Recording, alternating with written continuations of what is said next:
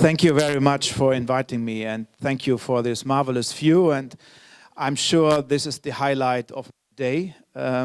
Although I met the Prime Minister, I met the distinguished opposition leader of your country, but I count on you.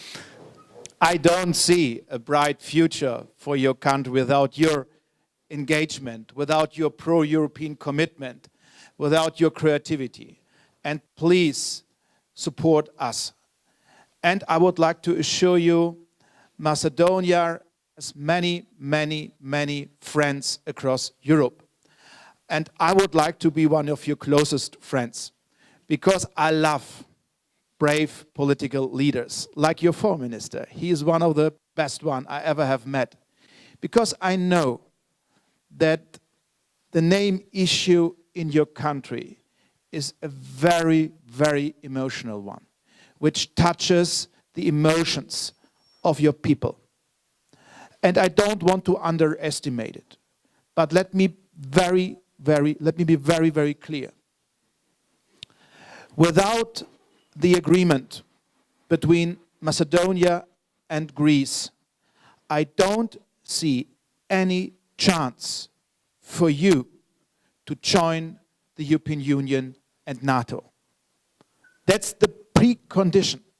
And that's not just my personal point of view. That is the joint position of the EU institutions, the Commission, the European Parliament, the Council of Ministers, and all 28 European member states. And I would love to see Macedonia in the near future on my side in the Council of Ministers, because this is the key for us. Stability, peace, prosperity, democracy here in the Western Balkans, without a concrete, reliable and tangible EU perspective, is more or less impossible. And that's why we have to keep our promises, and Macedonia has to keep its promises. And one of the most crucial issues was the name issue. And I know there's a lot of pressure on the government, but it's not just an obligation for the government. It's also an obligation for all political actors to take responsibility for the whole country. Politics is not a game. It is too serious. And please be honest. I know I met many, many well-educated, committed Europeans, young people. And I always raise two questions. The first one is, are you interested in politics? Definitely yes. Are you interested in party politics? Definitely no. That's a problem. And you have to regain trust and confidence. And I know how difficult it is, because I'm involved in party politics for more than 31 years. This is a crucial part of my life. And that's why you are so important, because you will build up the future of your country. It's not just the challenge for the political leaders. This is not just a challenge for the usual suspects. We need all of you. And that's why I would like to encourage you to stand up, to fight for your rights, to raise your voice, in order to make clear that this country believes in a bright future, in a united Europe and in NATO. And thank you very much again. And I'm just here to listen to you. I don't want to deliver a very long speech or a monologue. And I highly appreciate your contributions, your criticisms, and maybe your good ideas for the future of a united Europe. Thank you very much. And thanks again to Nicola, who is a really a true friend of mine. And he's a great person. And I'm very proud to see you here today. I would like to give an opportunity to the two ministers to respond to some of the questions, starting with Mihkel Rot now, and also bring into this online community question. Since I mentioned we have this Twitter hashtag, some people also sent in some questions there, and this was in regard to the just asking for your comment on this figure that more than 2/3 of youth want to leave the country or do not see a future here. So what are your thoughts on that? And of course, really a broader question in regard to all the comments we heard.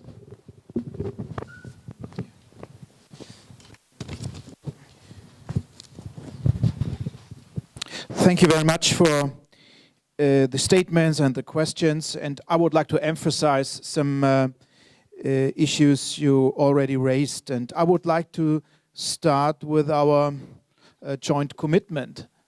That's why we are so committed in a European future for Macedonia, because brain drain is a tragedy for you.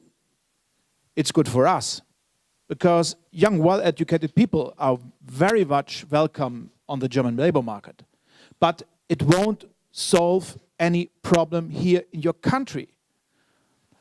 And stability, a clear pro-European commitment, a functioning rule of law, a modern public administration, independence of judiciary is not just a nice to have. This is the precondition for private investment, especially from smaller and medium-sized enterprises. And I was very, very happy to know, and it was the message I received from your Prime Minister, that after the agreement with Greece, 10 European companies will invest a lot of money here in Macedonia to create jobs. And that's what you really need. And believe it or not, but the European Union is first and foremost a union of common values. And these values binds everybody. And the European Union is much more than just a single market or a monetary union or just an economic project.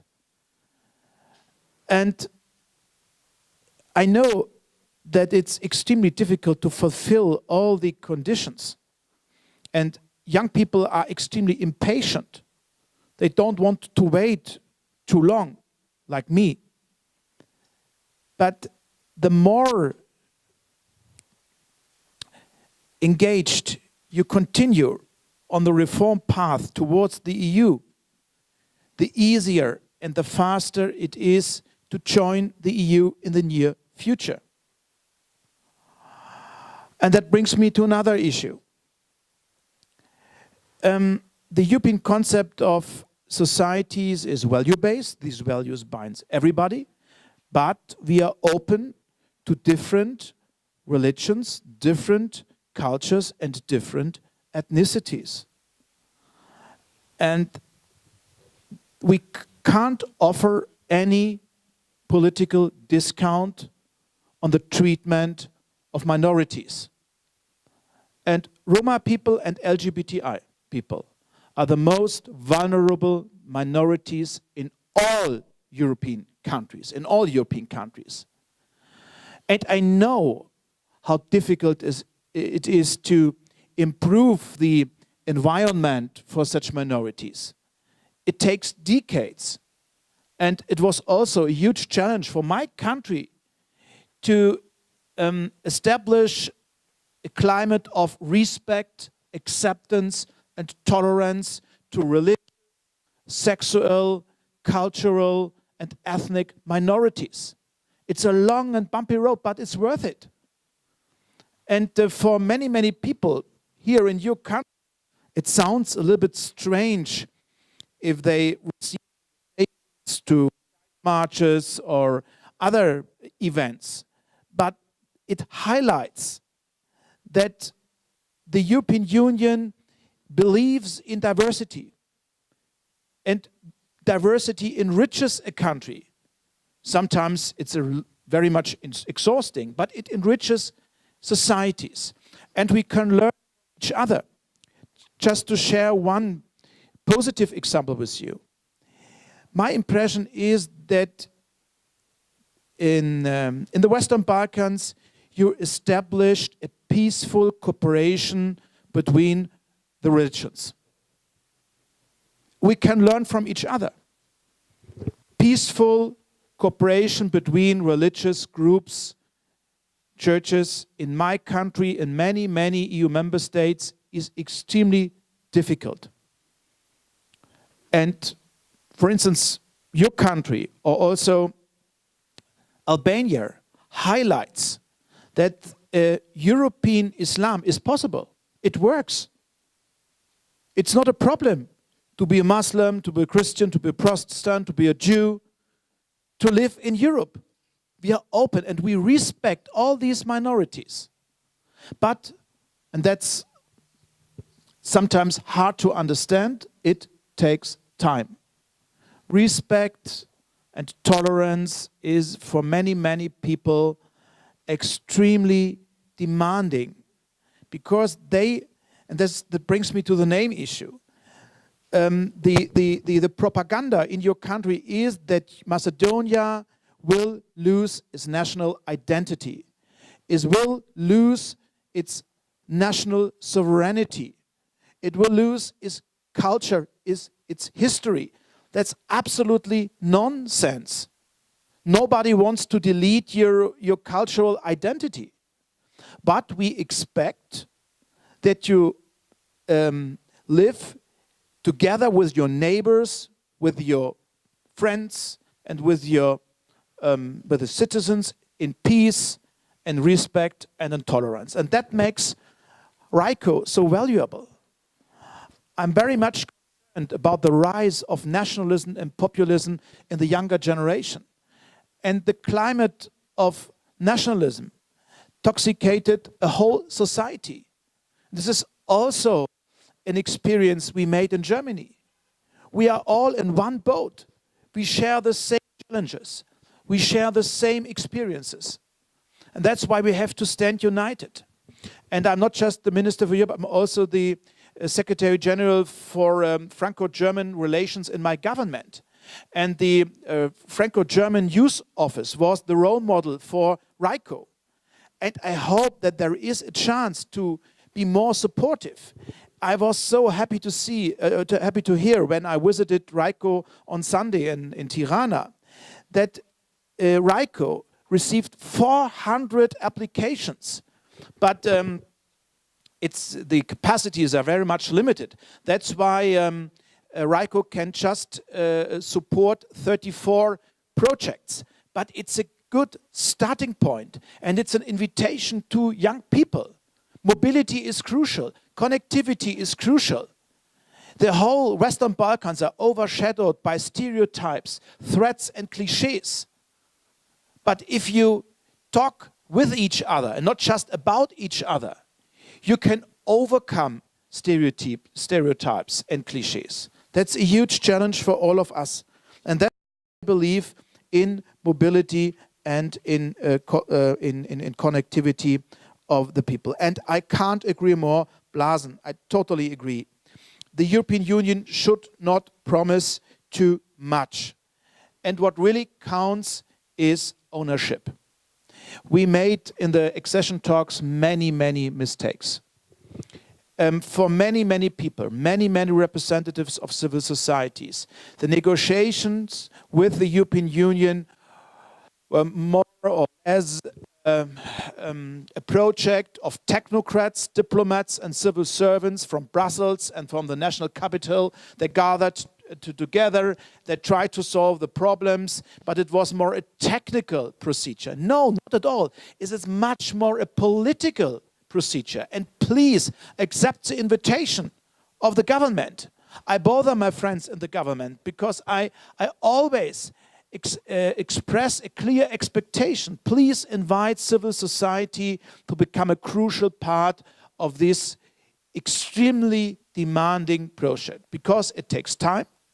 The accession, the way towards the European Union is a long and bumpy road, but it's worth it. And I would like to defend a little bit party politics. Yeah, I know many people are fed up by political parties.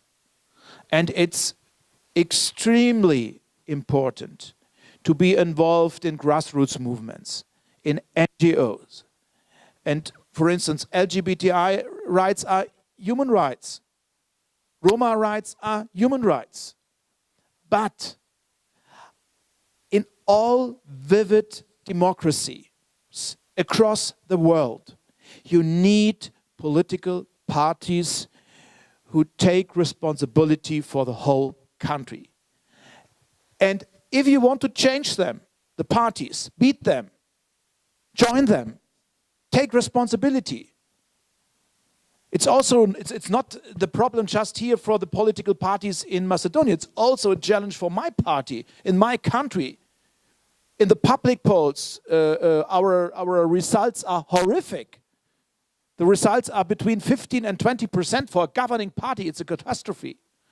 And social democrats and progressives are totally under pressure across Europe because we haven't established a forward-looking strategy against nationalism and against populism. That is one of our major challenges in the next time. And I'm sure we have to exchange our views. And I highly appreciate conservative parties. I highly appreciate center-left or center-right parties. I highly appreciate green parties and liberal parties. They are all extremely crucial for a fair competition between democratic parties. But please, tolerate them, talk to them, express your expectations. It's extremely important. My last point I would like to highlight is the fight against corruption and organized crime. This is a serious problem for the Western Balkans because your countries and your societies have to face many stereotypes and cliches. And that's why my expectation to political leaders is please clean your countries from corruption. It's a poison for the whole society. And express your expectations. This is also an expectation to political parties, but at the end, and I can't agree more, remain optimists. It's worth it. At the end, the people will receive a lot. And again, if you want to create jobs, if you want to strengthen rule of law, if you want to strengthen the human rights, if you want to strengthen the fight against corruption and organized crime, there's just one attractive offer, and this is the EU perspective. But ownership is extremely crucial. It's in your hands. It's not my job to convince you. It's your job to take responsibility for the future of your country.